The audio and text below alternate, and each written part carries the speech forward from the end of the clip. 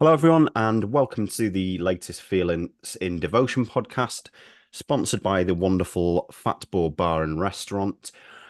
Mention of that, Sir Rich Watkin is about to go into another venture with none other than Jordan Davis at the Croyce Howell, which I believe is opening this week. So good luck to him with that one. Today, you've got me, you've got Andy, you've got Tim, and we also have a very special guest. Chris Maxwell, not the goalkeeper, but very excited to have him on all the same. Welcome, Chris. Well, thanks for having me on. 20 minutes ago, I was in the garden doing what Wrexham fans do in the postseason. We've been neglecting our Everybody's. footballs for weeks and months. And Yeah, then Andy Gilpin and FID come calling, so I've got to put my football hat back on again for half an hour. So thanks for having me on. it's all right. Thanks for coming up as a last minute call up. That's dedication for you. That was a question I was going to ask actually to all of you is what on earth do you do with your off season? I just found it strange this week with no game on whatsoever.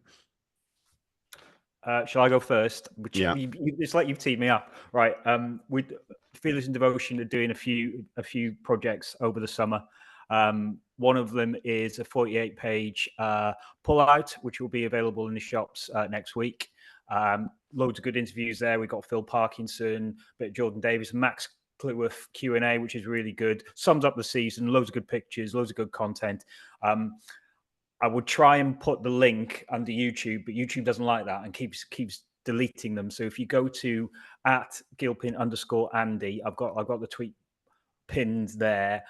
Also, we're doing a newsletter which we're going to start on Wednesday. It will come straight into your inbox. It'll be about 1,000, 2,000 words full of Wrexham content, unabashed, unfiltered. Get your fix each week. So thanks for that, mate. I'm also working today. See that See if me that sort of wasn't busying away. There's something happening on the news agenda. that was the perfect setup. I am the perfect host, of course. I'm talking as if there's been sort of nothing Wrexham going on, but as with most times in the modern era, there's actually plenty going on. We've got the documentaries been out, first couple of episodes. Tim, have you watched the first couple? What do you make of them so far? I think they're already far and away better than season two, to be honest. But then I'm not one of these people that watches seasons back, even though, well, I do, but I haven't watched the documentary back in terms of season one or season two, really. So I feel like I'm going to spoil myself at the end of this third season and watch them all back to back at some point. But I think it's really good. I think there's a lot more match action, which I think previously there was a lot cut. I think whether it needed to be or not, I don't know, but there's a bit more to it this time. And I just think they've packaged it really well, and it doesn't feel rushed. I think those sort of shorter 20-minute episodes were a little bit. Let's get this in. Let's get that in. That we need to get that storyline going. And I think when it's over 40 minutes, 40-minute episodes, they flew by so quickly. But it's just because there's so much high drama in it. There's loads of high drama in it. From I was crying after the first 5 minutes of all the sort of promotion montage, and then obviously there was a bit of the snapshot of the Kings of Leon stuff and the Las Vegas trip, and then straight back into preseason, and then the whole plot line of Mullin getting injured. And obviously at the time we were all up at stupid o'clock in the morning or waking up to the news that he'd been seriously injured. Oh my god! So when you see it firsthand with like Kevin Mulholland and all that mic'd up, hearing him going, "I can't breathe," and when he's pointing to his throat, you can hear the terror and like Harrowing that bit. horrible, Really it's is. horrible. And I think it's kind of hit home of how far he's come as a player and how good the professionalism is now at the club. Everything is on the money. I mean, we got really fascinating insight into the mechanics of getting him back to where he wanted to be, not rushing, and the guilt etched on his face when he couldn't come home straight away, and more guilt of not being able to help his teammates out when we were getting walloped by MK Dons. And I just thought it was really good. The second one was just as good. I got a lot of time for Steve Parkins' sweary outbursts. Big fan of that. Loose as goose. Big fan of that one. I just think he's great. And then Lee going off on a tangent about how many goals they're conceding. I just think so far so good. It's been great, and you'll get like snippets of Rob and Ryan about, oh, we've had a bit of reaction. Even the Hugh Jackman visit was played down, wasn't it? To a Yeah. point, it wasn't a big deal, and that kind of goes hand in hand with what they said. This is all about the community, and if A-list celebs happen to appear, then so be it. It's just like a subplot to everything else is going on. But so far so good. I think it's been fantastic. Chris, did you have your Disney Plus fired up first thing on launch day? I absolutely did. Yeah, I completely agree with Tim. I like that there was more football in it this time. The Mullin injury really brought it home how horrific that was, and it was really difficult to watch. I think it sets in context where he's been through the season, how he's finished the season. Coming back from that tells you even more what an amazing person and a player he is. So that was difficult to watch. I suppose the thing I could talk about that you three can't because you're in the pod is that you three were in it. Oh, Tim. Oh, Chris, come on, mate. Oh, Don't you're break also, that. you're also modest like now. that. You're on the advert, Andy. You're voicing the advert for it. Well, I've embarrassed you all now, but that was a bit surreal. Yeah, I've had people tagging me in posts saying, "Is that experience about you getting your pants pulled down by a bully? Was that real?" I mean, it was nice. It was nice because obviously we've done bits before previously, little sort of very tiny sort of snippets of stuff, and then when you kind of see the name of it up in lights, and then you see everybody on it having a bit of a chin wag, it's mad, it's mad. Like when I sort of came up with a name years ago, I thought I'd be happy if it managed to get like a couple of column inches in a paper somewhere once. So for us all to be on it front and center, it's just been great. Everybody who has been in it so far, I think, kind of deserves to be in it. I'm not just talking about us. There's so many. Obviously, Nathan Rich, Rob Ryan Red. There's tons of people. I can't think, but there's a lot of people in it, and they all deserve it. I think they all deserve it.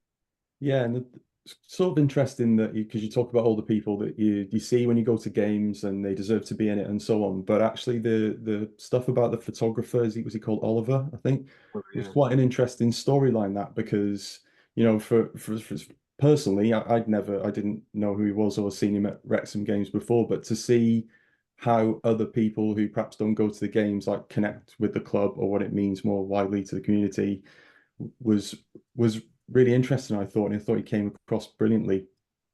Yeah, Oliver Stephen. Yeah, Oliver Stephen. Yeah, his pictures are actually really good as well. I love that sort of, like fly on the wall type photography that, the kids standing on top of the wall on Crispin Lane and stuff like that. And I think a lot of people can probably sort of familiarize with, when he talks about being the outsider and things like that. So it's quite a nice story angle. There's some people saying, "Oh, well, he hasn't even been to a game." I was like, but that's not the point. The interesting angle is that the football club's become very much part of his life, despite the fact that he didn't actually go to games. So yeah, I thought that was really good. You know Andy, what? what was your favourite part other than your voice being in it? Oh, not that bit. When you hear yourself back and think, I don't sound like that, and you do. I loved Lee's rant, and I loved the extra bits in the dressing room. I think the first two series have done a lot of world building of Wrexham and around, and it was when you've got these sort of a shorter season, I think you need to get as much of the match action in as possible. It was a great start to the season. We lost 5-3 after a US tour. We had another 5-5. We had a few knockbacks. The Foster stuff. There was a lot to get in. I think they did it really well. But the Lee rant was great because at first I couldn't really work out who was saying it, and I thought, is that one of the management duo sort of? And I thought, well, that's quite good for that. They've got stuck in straight away. But then you see it's a player, and you see how much it means to them, and you see that no one bit back at him because they knew he was right. And I liked that whole sort of those sort of sequences. They're what I really enjoyed in the first couple of seasons. The bit in second season at the beginning when they were in the dressing room at Notts County and there was a bit of toing and froing. That's what I liked. I liked all that. I liked, as Tim said, More Steve Parkin. He could be like a little star of the show. And again, just to echo it, thanks for the documentary makers for including us. We're overjoyed that we've had a little bit in it, and hopefully they're doing it because they want an authentic voice on Wrexham, and hopefully we can provide that. I mean, we've all been fans for quite a while, and we've taken a lot of the rough. So I'm glad we're here for the smooth. So as a football thing, it just seems anecdotally there seems to be a lot of people watching it at the moment. There's about 4 or 5 people in my work at any one time picking up the documentary, and my first thing is, what do you think? Because obviously it's a story I know inside out, so that's maybe, Tim, why I haven't watched back the documentary, because I know the storylines, and all of them say I'm really enjoying it, and not one person has said that's a bit shit, really. I don't like this bit, I don't like that bit, because it's not, and it paints our town so well, and we've got to be thankful for that. They haven't taken the piss out of us. They haven't sort of gone into some sort of bumbling owners. What are they doing? They haven't done that. They've treated us with respect. It's how we wanted our town to be portrayed, and I'm overjoyed with it. And I think the people who are featured really sort of sell us well. It's been told, and it continues to be told in a humble way. That's the key factor, right? Is you've got to tell it as it is, and it is humble. People can take the piss out of the fairy tale aspect, blah blah blah, but you have to look at the backstory beyond when these guys came in. But that's by the by. One thing I will say before we move on is that dressing room scene. It also told me a lot about the respect the players have for Phil Parkinson and his management team, because he was going, Mendy, not good enough. Barnett, not good enough. Tozer, weak as piss. He was tearing a strip of all of them, and not one of them bit back, because they knew he was right. They knew he was right, and that tells me a huge amount of respect for him. And it's not something you see an awful lot of in the dressing room, because these are grown men. It's not nice if you get told you're playing rubbish. So for them to take it on the chin shows that the respect that they have for him, but also the respect they have for themselves as well, and to say he's got a point, that wasn't anywhere near good enough. So it's fascinating to see, and long may it continue. They also all managed to keep a straight face when he was talking about arousal levels. I forgot about that. I think Owen O'Connell was like eyebrow sort of went up slightly. So that's the only thing that's going up there on the arousal level front. It's quite amusing. Tim, just on this dressing room scenes, do you think they're so used to having the cameras in there now that they can actually be a little bit more free about that? Because maybe 2 weeks into this, they'd been very guarded, and it might have changed what was said in the dressing room. But now it's just a part of what happened, isn't it?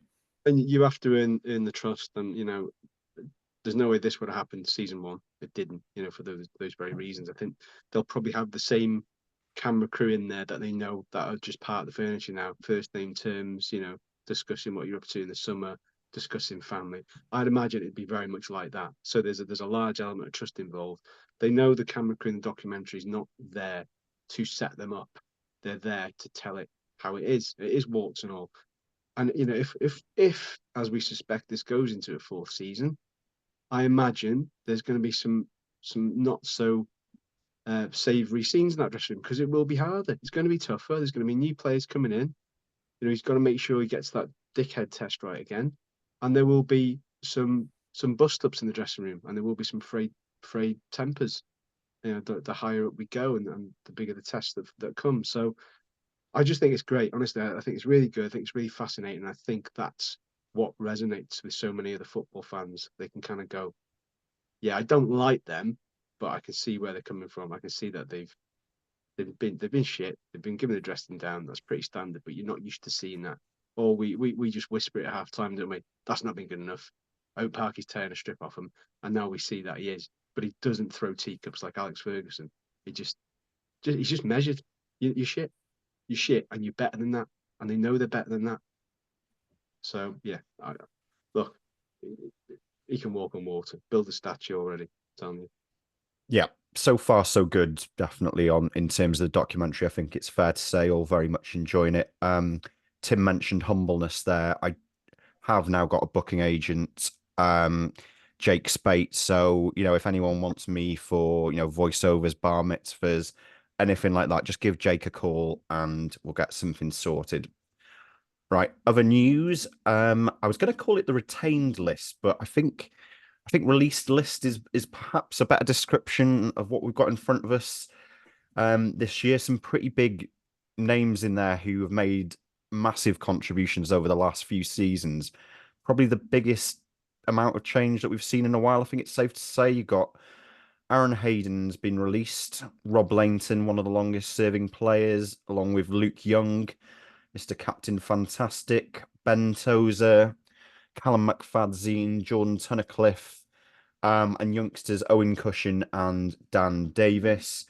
James McClean has triggered an automatic extension, and offers have been made to Stephen Fletcher, Mark Howard, and Aaron James, with a decision pending on Scott Butler. Chris, any surprises in there for you at all?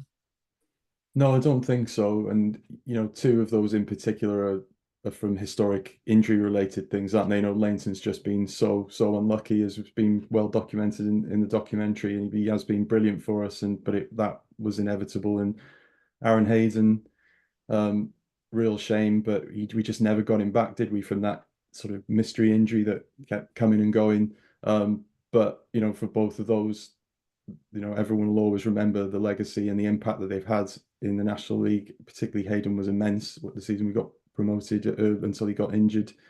Yeah, and then among the rest of them, no real arguments. Luke Young's a poignant one because, as you know, and like to sometimes tease me about Liam, I do love Luke Young. Yeah, I think he's symbolic of that. He journeyed with us from that period before the takeover, so it feels like that one in particular feels like a moment where we've kind of disconnected from that time before the takeover on the playing side, perhaps. But no real surprises or arguments from me. I guess like Tozer might be the biggest one that maybe some people raised eyebrows at, but he hasn't been able to get back in the team really, and maybe that is the right decision as well. Andy, do you think we'll miss Tozer's leadership? I can understand why Tozer probably isn't getting a new deal. I would imagine the way we got him, a captain going into League One, he's probably on pretty good money. I know he's got a young family down south. I wonder if it does suit him a little bit better to get down there. For me, obviously, there's Luke Young, who again, I'm full of praise for Luke Young. I think he's one of us, really. He's a humble fella who just goes about and does his business and does his talking on the pitch, doesn't rock the boat. Just he can feel maybe a little hard done to how the last sort of 2 seasons have gone and the bit part he's played. But has he ever complained? Has he ever moaned? Has he held? He's just got on, and any time that we've called on him, he has been there and he has been putting a shift in. The one that disappoints me the most is Hayden, because there's a player there. There's a player worth a bit of money there. And of sort of the raw talent and the age, you would want to try and keep him, because he is a player. You look at players who can go through the divisions with you. Hayden can, but a fully fit Hayden can. Now, first season he got injured around about Christmas time. Didn't see him. Oh no, he got injured again away at Weymouth. We didn't see him again. Second season it was Sheffield United. We didn't see him again. Last season, he started okay, but he was in and out, in and out, in and out. Either he can't trust his body, or Parky can't trust him, or maybe a mixture of both. It's annoying because there's such a good player there. He's so dominant in the air. He would probably cause a lot of problems in League One just because he is that all sort of fashion, bustling, physical centre half. And he was great at getting on the end of Ben Tozer's long throws. Well, we don't have Tozer, and now we don't have Hayden, so we'll have to slightly amend that. That's the one I'm most disappointed with. Lainton as well. I love Rob Lainton. He was such a good keeper. When he came from Port Vale, everyone was there, well, why have we got him? I'm not really sure about him. And Vale fans were there. He's made of glass. I mean, ultimately, he turned out he did have a lot of injury problems, but there was 2 or 3 seasons where he was an ever-present. And let's not forget that, and not forget the service he's put in for us, because he's been a little bit sidelined. You know, we've had Okonkwo come in, we've had Foster, and he's been a little bit forgotten about because he hasn't been able to even get on the bench. But over the years, I think Rob Lainton's given us great service. I feel a little bit for Tunnicliffe as well, but I think as we move through the leagues, you less and less need that industrial sort of agricultural sort of centre half, and you probably need something a little bit more cultured. And I think that's what Parky is doing at the moment. And we'll probably get on to where we see the squad evolving. But I think definitely towards the end of our promotion season, he was looking to play a ball playing back three, because that's how he sees the club really evolving. And he found the formula that really worked with O'Connell and Cleworth, and I think that's where he wanted to go with that. And maybe Jordan Tunnicliffe didn't fit in with that. So I don't wish ill will to any of those players. I wish that they go on and do well, because they were central to us getting 2 promotions in 2 seasons. Cheers for everything, boys. Tim, your thoughts? Yeah, I mean, there's not much more than what's been said, really. It's kind of like a sign of the times that we can afford to let players of that quality go. It must be the first in our lifetimes that I can think of. Beforehand, the Eagles would circle for our best players, or we try and offer a little bit more money to our best players, and they wouldn't stay. So to be in a position where we can afford to have the luxury of letting players go of that quality, and it really kind of signifies what sort of transfer window we're looking to have, which is going to be significant, I would suggest, really significant. But yeah, again, I'm a sucker for the keepers of the club. I think Leighton's been superb. Let's not forget the fact he's 3rd in all time for clean sheets. The club is at 63, I think. Behind Brian Lloyd and who else was it? Was it Marriott and Brian Lloyd first, Marriott, and then Rob Lainton. I mean, that is impressive. Let's not lose sight of that. He's a record breaker. I just think he's a fantastic servant. Yes, the injuries could threaten to overshadow what he's achieved, but ultimately, him, Luke Young, have been through some rough patches with us and stuck it out. They're one of the kind of survivors of this takeover, if you like, and they're a big part of that team, and no doubt they've made friends for life. They'll never have to buy a drink in this town again. Agree with Andy about Hayden. I think it's unfortunate, but I no doubt where any of these players move to now, they'll be a success. They just will be. They're too good of players not to be a success. So good luck to all of them, and it'll be the same for the young lads that have been let go as well. It's difficult. We've seen there is a pathway with the likes of Max and so on, but no doubt they will go on to try and prove a point elsewhere. And my understanding is that I think Scott Butler was, I think, reading between the lines, and somebody mentioned that he was asked if he wanted to go to Las Vegas, the rest of the players, and he said, well, I've still got a playoff campaign to go through with the team he's on loan at, so fair play to him for going with that and showing a level of professionalism as well at that sort of age. So I just think it's a weird thing. I didn't get too sentimental about it, to be honest, because there was an air of inevitability about all of it, and the kind of the narrative underpinning will Luke Young go, will he stay, was kind of confirmed in the end. But he, like Andy said, he pretty much epitomises what this club is all about, which is hard work, endeavour, commitment. There's not many players that, over the course of maybe the last 10 years could say they've been committed to the cause in the true sense of sticking around. So, yeah, so good luck to them all, and they leave with our very, very best wishes, and we wish them every success, because what they've done here is, which it doesn't matter whether it's a vast amount in terms of the youngs and the world, or a more minimal amount like Callum McFadzean, but they're part of a legendary team that have achieved unbelievable things. So, yeah, good luck to all. Yeah, very well said. We've also got the thoughts of our South Walian contingent, Mr. Ree Williams, newly. Who? That bloke who used to come on and do the Jason Mohammed impression for us. Oh, him. Yeah. Oh, yeah, that guy. Yeah. Yeah. What he looked like. He's now up to his arms in nappies, I understand. So his take on the retain list is no big surprises, other than perhaps I would have found room for Tozer to stay for his leadership capabilities.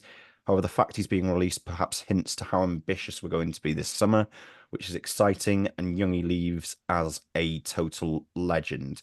Now, one thing I was going to pose quickly to Andy, because I noticed he tweeted about it earlier in the week, is the players that were given extensions. I think you said McClean you understood, but perhaps Fletcher you weren't 100% sure on. You've got to ask: are the strikers set now? So you've got Mullin, Palmer's still under contract. Marritt's come in; he's going to be third or fourth choice, probably to give Mullin a rest when needed. Then you've got Fletcher. So for me, Fletcher's unfortunately he's a 20-minute. I mean, he's great when he comes on. Me and Chris talked about this a few times. There's two sides to Fletcher. You can tell there's a good physical player there, but when he starts, I do feel that the game, it's a lot for him to sort of do the hard running, and he does a lot of flicks and tricks, and you just sort of think, I don't want him to see him do those flicks and tricks. I want him to really occupy a centre half to create the space for Mullin, and I think Palmer does that a lot better than Fletcher does. But coming on with 15 minutes to go when you need to either tie a game up or you're looking to win it, then yeah, he's great. But do we have enough room in our squad of a 22-man squad for a 20-minute sort of finishing player? I don't know. I wonder if this is going to happen. I wonder if he's going to loan Dalby out and bring in another striker. I think that would make more sense to me. I think we do need someone else up top.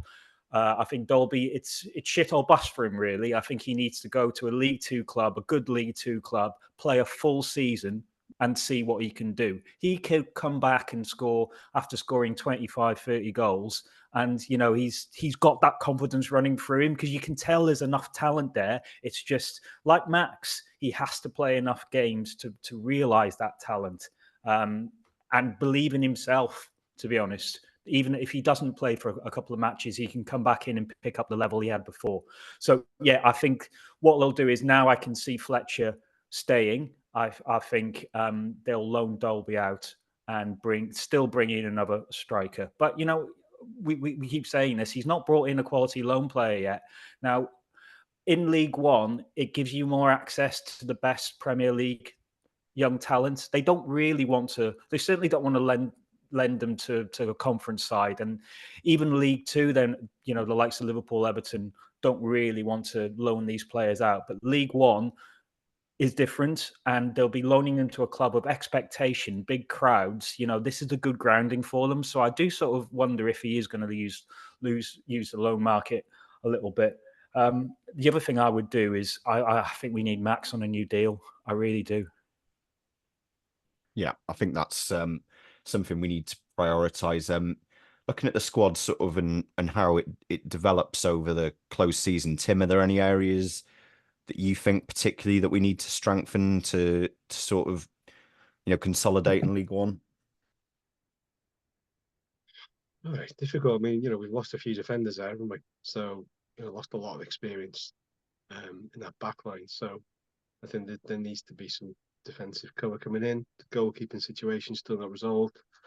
Unless Arthur Conquer sending out hidden messages in all the Las Vegas posts where he's He did that as well. 2-year deal. He did that as well, didn't he? He did a pen. Yeah, we'll take that. So those, the striker situation is weird. I think Fletcher will sign, and I'm not against it, but I was easily influenced by his appearance on the second episode of the documentary. So yeah, I wouldn't be surprised to see him hang around and have an impact sub. But yeah, I think those are the key bits. Defensive cover, maybe another midfielder as well. I just for some bizarre reason, I think you get rid of that many players, we're going to be making significant strides to fill those gaps. Because it's all been about the squad depth the last couple of seasons. So at the moment we've put a massive dent in that squad depth, through sheer circumstance. So it'll be very, very interesting to see what happens, and it'd be nice to see. I imagine business will be done swift because he's going to want to get his players bedded in ahead of the US tour and everything else, and make sure there's no hiccups like there was against MK Dons. So it'll be very interesting to see what happens. But I think it'll be a fun, urine boiling summer. We'll see. Sounds exciting. Chris, you were a big fan of Captain Marvel, Luke Young. Who do you appoint as captain? Do you appoint someone from within the current squad, or do we look to bring in a new supreme leader, so to speak? Unless we make that signing and it absolutely blows everybody away, for me, it's got to be Mullin. I think just watching that in the documentary, how he had the injury and then he was watching as a fan, he was itching to get there, and then he just sort of, pulls us up by the bootstraps and takes us forward, and he is sort of a conduit between the squad and the fans a lot. He gives us his feedback. We don't always agree with it, with about the chant. We always win away. We never win away, and so on. But he converses with the fans. He involves the fans, and he knows how the fans feel about it, and is also just our talisman. So I would say Mullin, and then Owen O'Connell are just where we sit in the Yale stand. We're right level with the edge of the 18-yard box, and just watching the way that he marshals Max, communicates to everybody the whole time, and he's so cool. He drags the team forward, he steps forward and everything. If we're not looking outside of the squad, I'd be like Mullin with Owen O'Connell. That would be my choice. Yep. Tim, Andy, any thoughts on that future captain? Ooh. I think the popular choice, similar to Player of the Season, official Player of the Season awards, was Paul Mullin, wasn't it? He obviously won that ahead of Cannon and Lee, and Max getting the Young Player of the Season again. So the future captain will be Max. He's told us that as much for a future pod, so keep your eyes peeled for that one. And yeah, I wouldn't.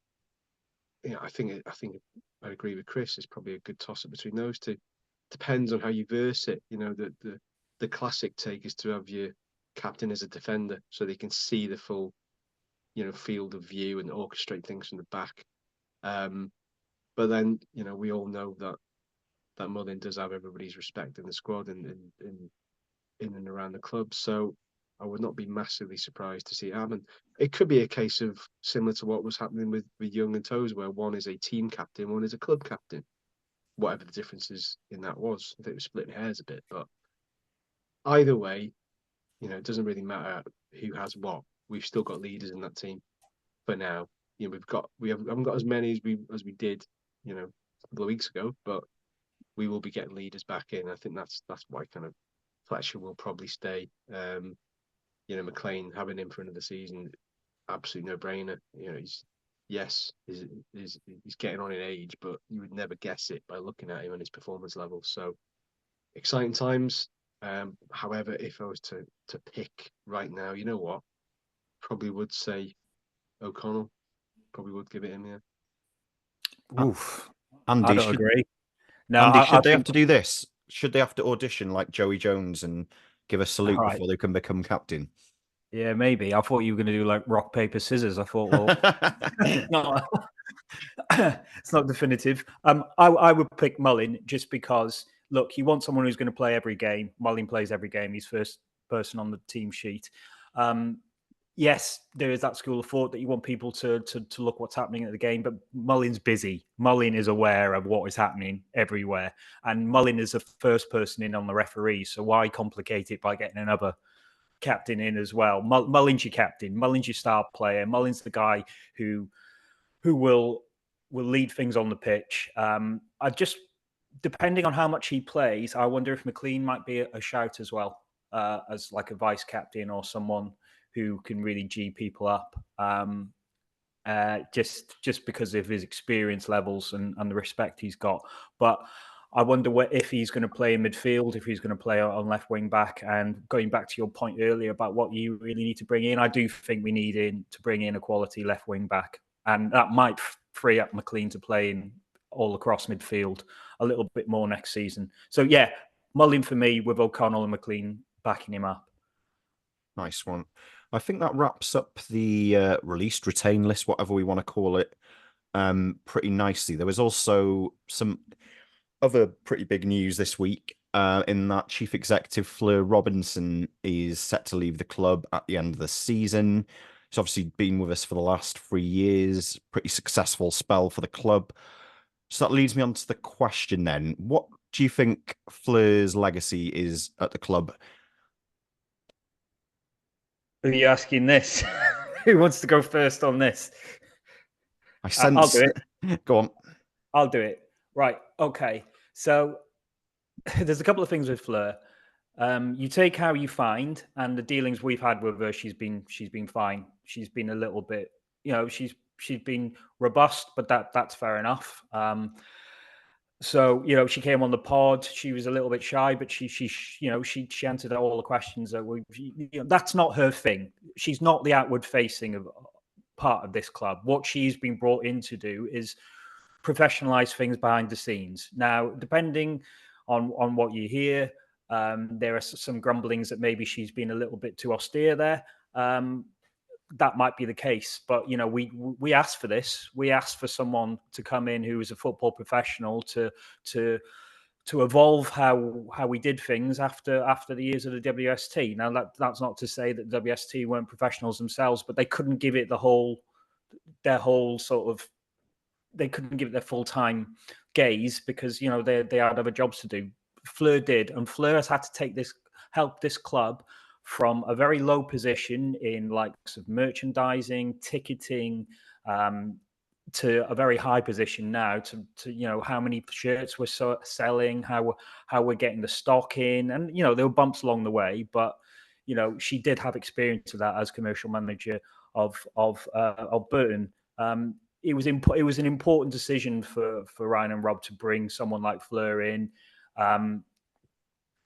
You ask how successful she's been. Well, we've been promoted twice and we've got record turnover. So I think overall her legacy will be, thank you for bringing the club to this point, but maybe we do need something a little bit different now. Maybe we do need a little bit of the community club feel back. But she did the hard yards, is what I feel. Tim, what would you like to see the next person who comes in do more of? Is there something in what Andy says about them being a bit more public facing? Yeah, I mean, if you Google Fleur Robinson Wrexham, you won't get many articles that come up. You'll get her arrival, you'll get her departure, you'll get a few bits in between about warning against any potential crowd disorder and what the sort of sanctions would be for that, to her helping shovel snow on the pitch when we had that game against, I think it was Southend, that was in doubt. So you don't get much in terms of trying to find out what she did. And the problem with that is this club is almost very much about appearances and reputation. Okay, and she's more than entitled to be private about what she wanted to do. We knew that from the outset when Ryan said she doesn't want to be involved. And then there was a U-turn where she was involved with that sort of family sort of scene in season 2, as her dad was in it and everything else. So it's a difficult one because none of us can really say, I'm reckoning, she's achieved this, and this, because I don't know. I absolutely no doubt she achieved some really good things and like Andy said, professionalized everything. But we don't actually know because you can either say to her credit or not, she never actually shouted it from the rooftops, but we'll never actually know. And you hear horror stories about she may or may not have treated people in a manner not befitting of that kind of position. So it's a difficult one to reach because you can't slag somebody off when I've never had any inroads with her. I don't know, and she must have done something right behind the scenes. Guarantee it. So in terms of answering the question, I think we would just need somebody with maybe a little bit more transparency to a degree. Obviously, we appreciate they can't tell us everything, but a little bit more, somebody that's a bit more accessible. And the problem that Fleur suffered is because everybody was accessible, or everybody became accessible, even Sean Harvey and Humphrey, everybody was accessible. Everybody not wanted a piece of the pie, but was happy to speak out on behalf of the club. and as a result, she was one of the very few people that kind of retired into the shadows, retreated into the shadows, and didn't say much, and that's fine. She's entitled to do that. So I think we just need somebody who maybe is happy to go, look, we've done this, and this, and we're still looking at achieving this. So just maybe a little bit more front-facing dialogue with the people that keep the club tick, which is the fans. Chris, I think Tim's picked up on something quite interesting there, which is the fact that you have actually already got several very public-facing figures at Wrexham. I mean, you only have to look on the TV today as we're recording this Sunday, where Humphrey Carr's been on Sunday brunch and he's given various updates about the club as he's eaten, I don't know, poached egg or something, talking about undersoil heating and the likes. So do you think that leaves much room then for someone like Fleur to do as much of the communication? I mean, she seems quite reserved anyway. No, that's a good point. And the documentary and everything else comes with the expectancy of being able to just see straight through the club and see everything that's going on. And the day-to-day workings of a business. I'm sure no business really wants anybody to see literally everything that happens, because there's robust conversations and it's not always sort of shiny and something you'd want to share with the public. But I do get Tim's point about the fact that because of that, you can't actually see, of all the good things that have happened to the club, which is the kind of CEO responsible, and for the negative things that happen, which is the CEO's fault. It really is difficult to tell. I think from the fans' perspective, I think all we really care about is our experience of following the club and how proud we are to follow the club and how the club looks to the world and so on. And there are just so many fantastic things related to that. There are things that still irk us, like, we went to Crewe away, we could print out our ticket, and all of us are just going, why couldn't I do that? Why did I have to, travel to the racecourse to pick up my ticket to go to a Southern away game and things like that? Now, I'm not saying that that's Fleur's fault at all, but it's not clear why certain things have happened, the way they have. And I'm sure if someone from the club was here now, they explain all the ins and outs of that. Be nice to see whoever comes in take us that more slick next level of engaging with us as fans and the experience of following the club. Really, that's the most important thing, I think. I think yes. One thing, sorry, Liam. One thing, I wonder how much Humphrey will keep involved to the level he is. He's very good public facing, but he's spending a lot. He's spending 8 months of his life over here. He's got a wife and a dog over in Hollywood. His profile is increased due to what he's done on Welcome to Wrexham and all the little bits he's done. Maybe now is the time for him to sort of go back over there and really sort of nail down his acting career again. And at the moment, he seems a little bit in limbo. So I wonder if Humphrey may step away a little bit in the next. And I've got no pride. I've got no sort of inside track on this. I'd love talking to Humphrey.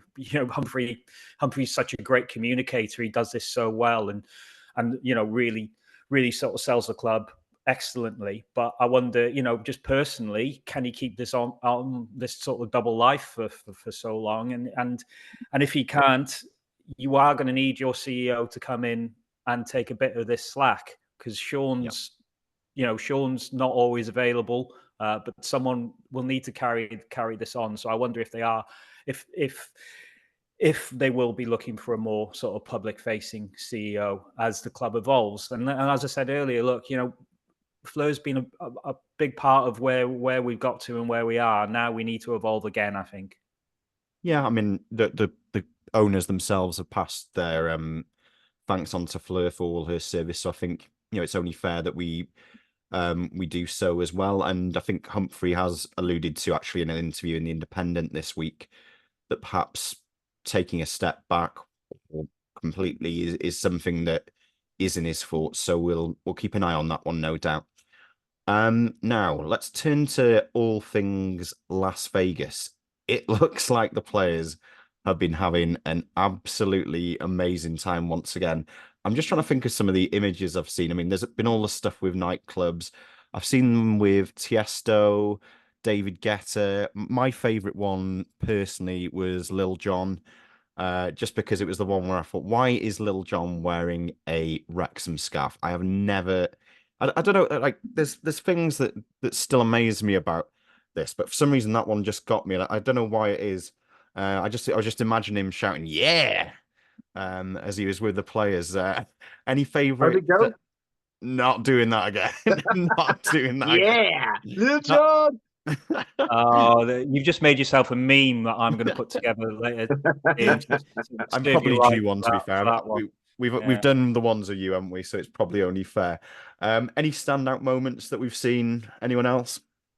Andy Cannon. Mate, there is Andy a standout moment. Sorry, there is a standout moment. I want to read the Mail Online banner to you at the moment. Right. Self-promotion. Sorry. Self-promotion. Go on, what's the Mail No, this banner? is the Mail, mate. I'm not the Mail. Disney stars King Jibe.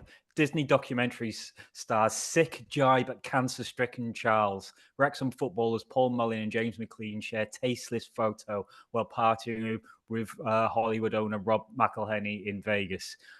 Right, okay. It's the Mail. So they're obviously going to spin something. I see a couple of lads having a good time, having a few drinks, and getting carried away a little bit. And there was an Instagram story where Paul just echoed the James McClean chant. Hate the fucking king. Fair enough. Okay, we've all done silly things when we've had a few beers. I don't see too much in it. It's been deleted now. Obviously, someone from the club's had a word, or Paul himself has decided that's probably a little bit too much. But stuff like that does create headlines, and I think they do have to be aware that it can be a bit of banter, can be sort of skewed that way by the likes of the Mail. So it looks like fun and frivolity, but the problem is when you have something like that, it comes back on the owners all the time. And the fact that Rob was actually there that night, I mean, he's not like typing in the Instagram message or daring him to do it, but it can just all be linked together, can't it? Chris, what do you think? Well, I can play the like the classic football manager card here of I didn't see the incident, so I can't, so I can't comment on it. No, I've completely missed this this morning, but it does, like, to what Andy said, if that is what has happened, we just have to be aware that we are absolute click fodder all around the world for papers like the Mail or whatever, where that is currency, to be able to put that up and draw a crowd around it and get some clicks. We just need to be a little smarter if that is the case, because we don't need that publicity. Whatever the players' own opinions are about things, people are going to take it and spin it now because of the profile that's on the club. I'm gonna go wild and offer the case for the defence here. Personal views aside, absolutely, but I'm Paul Mullin. I've just had a hell of a season where I've played through broken ribs, punctured lung, you name it. We saw how hard that was on him. And I'm in Las Vegas and I want to blow off a bit of steam. And I just happened to comment on one of my mates' Instagrams, having a bit of a laugh. And then next thing, I'm plastered as saying that I'm having a go at the cancer-stricken king. And I just think, you know what? Just I get that this football club now is under, well, practically 24-hour media scrutiny. But at the same time, I just say let the players let their hair down. They've got personal lives, they've got personal views, and you either want it warts and all, like with a documentary and everything, looking all into their life, or you don't. That's that's no surprise to anyone that that's what Paul Mullin's beliefs are. That's no surprise to anyone whatsoever that that's what James McClean's beliefs are. I don't think any of the fans particularly give a shit about it now. So I just get a bit frustrated occasionally when we get these big, especially like you say, the big banner plastered all over the Daily Mail website front page. Personally, don't frequent it myself, but yeah, it gets a bit dull after a while.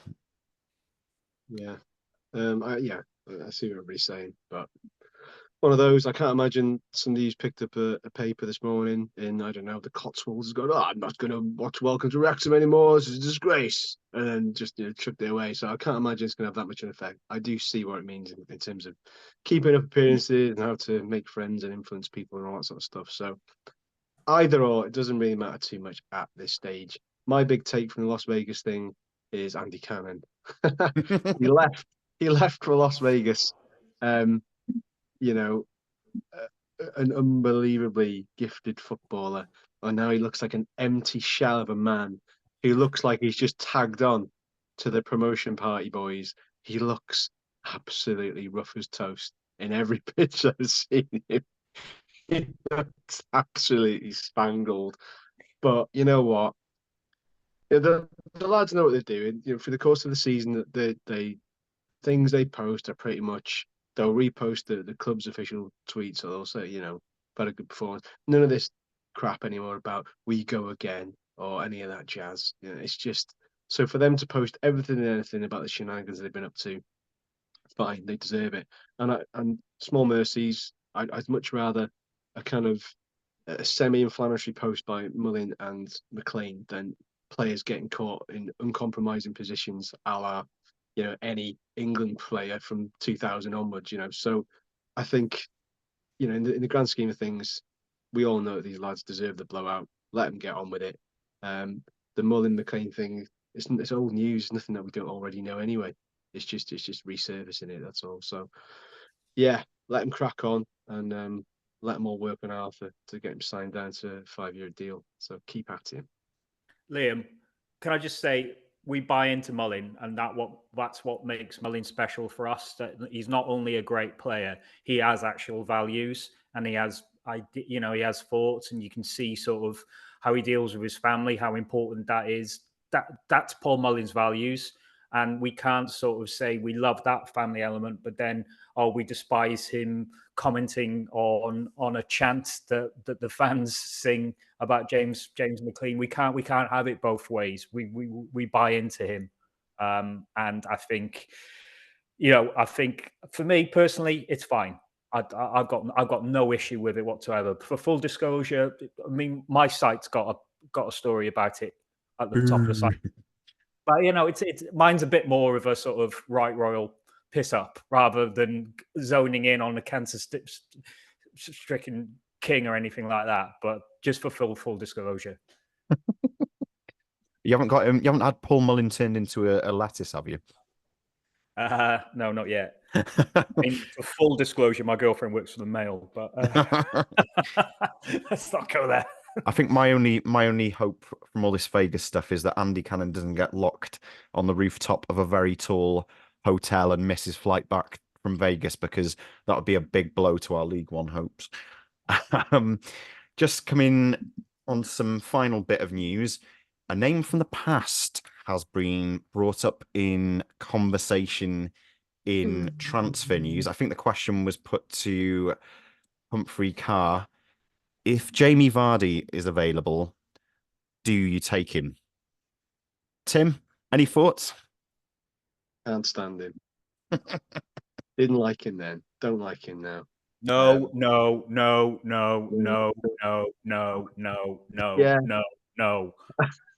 Chris, you preach forgiveness, right? I can't see it. I can't see it. Anything can happen. And having another sort of horrible shithouse up front, I don't see it, because I mean, as much as it's a massive capture to get somebody like that, I don't see it. But then I don't know what his situation is at Leicester. Obviously, he's a legend there. He's coming to the end of his playing days.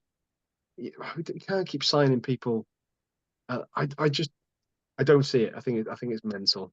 I don't. Where's he fitting in? Where's he fitting in? He's not the target man? Is he going for a Mullin? No. Does he fuck? Mullin's your main man. I wouldn't even put him above Marriott. He'd be a big wage. He's a sort of. I don't think we need that sort of character in, to be honest, because we've got a lot of strong people in already. And if we needed a sort of pacey sort of front man, maybe, but he's 37 now. I'm not even sure how quick he is. And also, I can never forgive him for that Fleetwood season. I just can't. I mean, in some ways, I'm a very, very petty man. Well, how petty? Because I was going to say, why don't we sign him and then leave him out the squad completely as revenge for that challenge on Nat Knight Percival that he should have been sent off for when we played him at their place in the title season. That is not. So no, I don't preach forgiveness for Jamie. I wrote on the official club website. I described it as a wild Vardy lunch instead of lunge. So classic. Yeah, a 25-yard shit. A Vardy lunch. Yeah, disaster. But yeah, I mean, yeah, no. Stick Billy Wars ahead of Vardy. So Jamie Vardy, you heard it here first, not having a party at the race course. Right. If we sign him, you're welcome on the pod. Have we got on that bombshell? Have we got any other business, chaps, to mention before we bring this pod to a close? Good luck to the Wrexham women involved in the Welsh Cup final today on obviously neutral territory in Newport.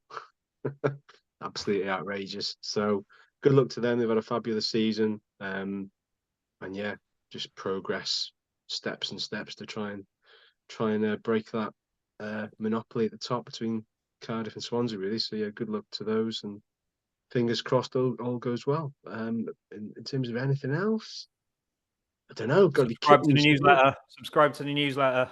Subscribe to the newsletter. Keep Andy in I don't know. Job. Buy us a coffee. Follow us on socials. Do contact Jake Spate and book me for any events you've got upcoming. But no, thanks to everyone for coming on. Thanks to Chris for joining us. Thank you to everyone for listening as usual. And Tim's got something important. I think I feel a song coming on. No. Everybody deserves a break for now. Nobody needs a song whilst the lads are singing it over in Las Vegas. They did enter one of the nightclubs to a Rockin' Robin tune, so go and check that out. Rockin' with and Robin with a W at the start. So happy for those lads to have their tune head. Just a quick one. Obviously, the live event we held the other week. A lot of people were saying, "Oh, why didn't you live stream it?" We were a bit lazy and it was a bit short notice. We might try and do that in future. However, due to our wonderful sound, lighting, and video technicians, the wonderful Denman Ellis brothers, they've brought to us full audio, which is very good, crystal clear, and they've brought also the visuals for the interviews. So we will be staggering them over the summer. You probably have it sooner rather than later, because we don't want them to date too much. But they're pretty good. So yeah, you will be having those coming your way soon. And Max. We've got Max for a few things as well, and potentially Jordan. I'm trying to tidy up that audio as well. So nice. Yeah, but Max is really good, really good. Nice one. Do you have one there, Andy? Sorry? Do you have one? Any other business there? I was just going to say got nothing left to plug. I'll plug everything until next week. Well, thanks everyone for listening. The arousal level. Actually, no, I've written a book about pubs in Wrexham, but that's a joke. Yeah, get your arousal levels up, everyone. Thanks very much for listening. We'll speak to you soon. See you. Yeah.